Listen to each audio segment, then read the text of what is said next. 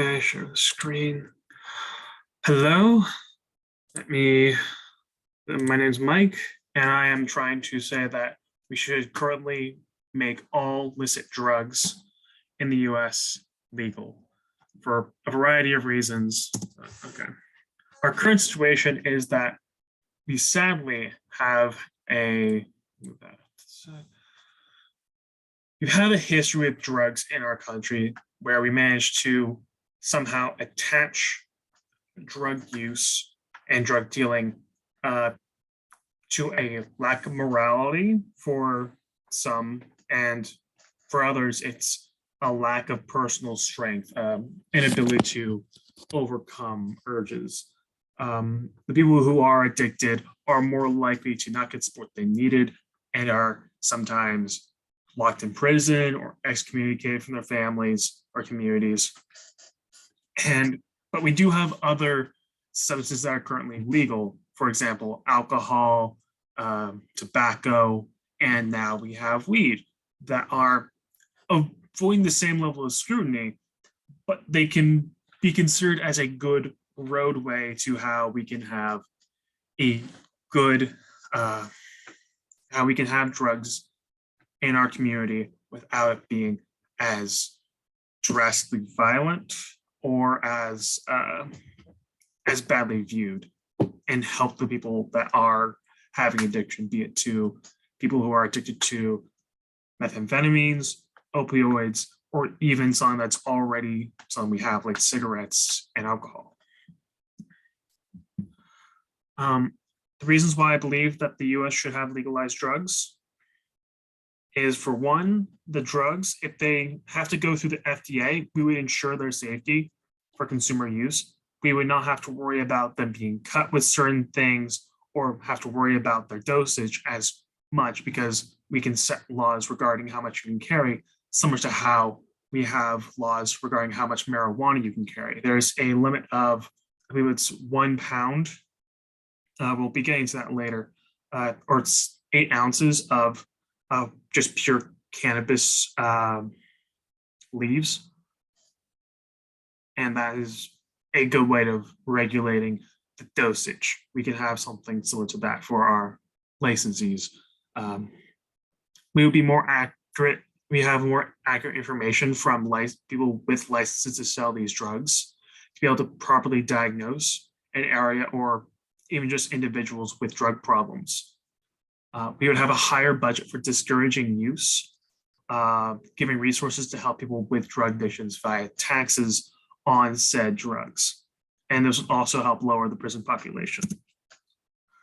And for us, why we need the FDA in the state to have more direct control of the drugs.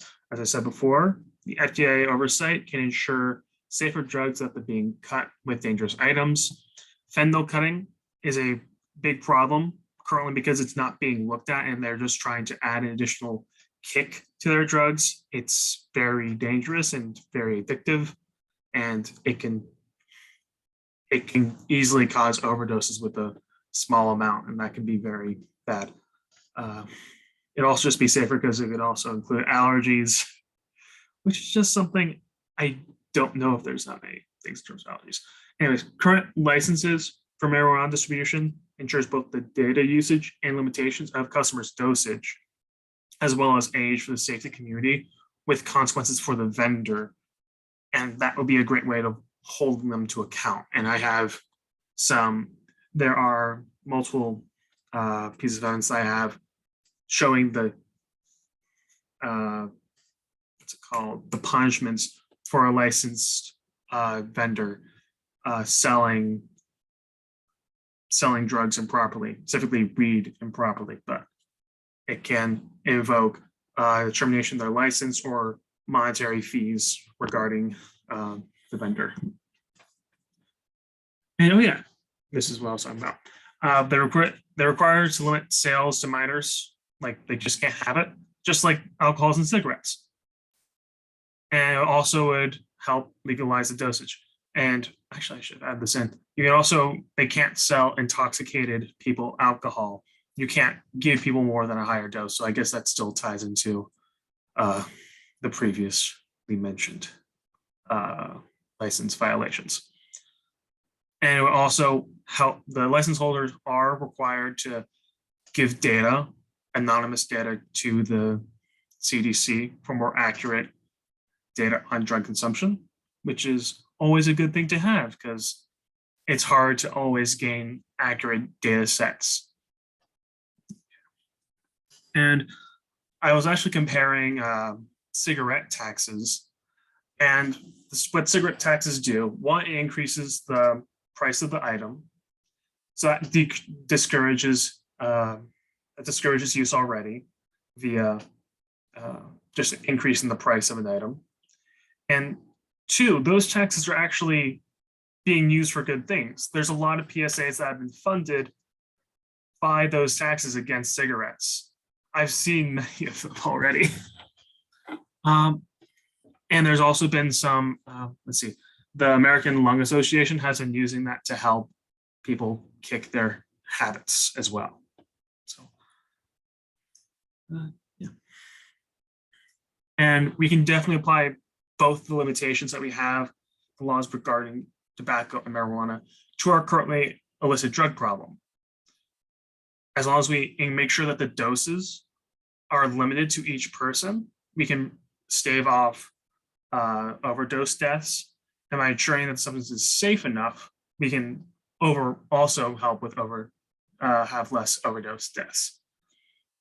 And we can also, just by increasing the prices on the taxes on those items, we can encourage less drug use and fund healthcare projects focused on treating addictions and preventing more people from trying the drugs via PSAs and health ads. We also use the data gained by businesses to properly identify drug abuse upticks. And if vendors are bound via a license, it would mean they would also need to follow regulations, and they'd be incentivized to reveal non-licensed dealers, helping cut down on still illegal drugs that are not properly licensed.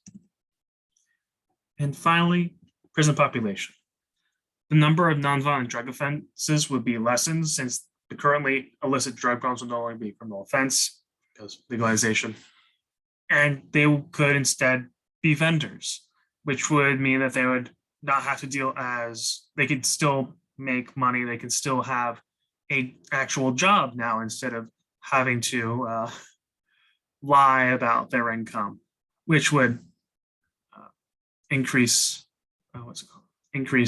tax revenue. And let's see. And as mentioned previously, I found a variety of laws regarding the different punishments. I believe it was if you sell improperly to a minor or other violations of the license. If you do up to, each time you do it, it's $1,000 fine. But once it gets to the fourth one in a 3-month or 3-year period where their license is just revoked. So, yes. And here are additional sources that influenced me and my opinions. Some of them were dealing with fentanyl. Others were a large number of marijuana laws. Those were fun to go into. And some clinical trials, because I couldn't find the class sides of the FDA trials, despite me wanting to quote the class, which is always fun. And yeah. Thank you very much for coming to my TED Talk.